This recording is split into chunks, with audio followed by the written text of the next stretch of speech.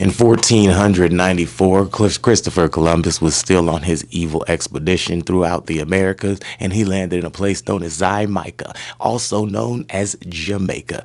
Here, this place was full of what's known as the Taino people. The Taino people ruled all throughout the Caribbeans, and white people just showed up one day and had a bunch of diseases that they didn't have immunities to, and obviously beat them in the war and enslaved them. After years of enslaving these people, they ran out of them, and they had to do the same thing they did in Haiti. What? They went to Africa and they brought back slaves to work the land. Slaves got there and they ran.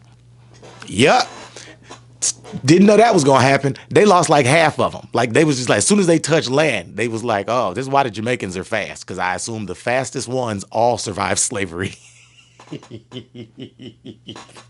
They known as maroons. They said as soon as these niggas got to the land, as soon as they hit the boat, as soon as their feet hit the ground, they ran off into the mountains and they formed their own communities and their own colonies. These colonies was some bad boys. They saw slavery because they was looking down from the mountains. They'd come down and they'd raid the plantations. They'd come down and they'd set more slaves free. And guess what? Now we deeper. They were such a problem that the British Army actually had to try to go ahead and find a treaty. The British tried to fight them because, of course, you know, they didn't have respect for black people. They was like, they're slaves. We can go up there and just kill them. These slaves had hands and aim. So they were cold. The Maroons were some cold brothers. Obviously, they were Guyanese warriors that were stolen after a war that they lost, and they were prisoners of war that became slaves, and then they landed in Jamaica, making them Maroons. And so now, these people actually led by, let's get the names right, Captain Cudjoe and Queen Nani were the two leaders, one from the east, the other from the west. They thought these people were the same, but these were different people. The Africans split off into two different groups, and when the white people came in trying to fight, they caught two ass whoopings from two different sides. Call that an ass whooping sandwich.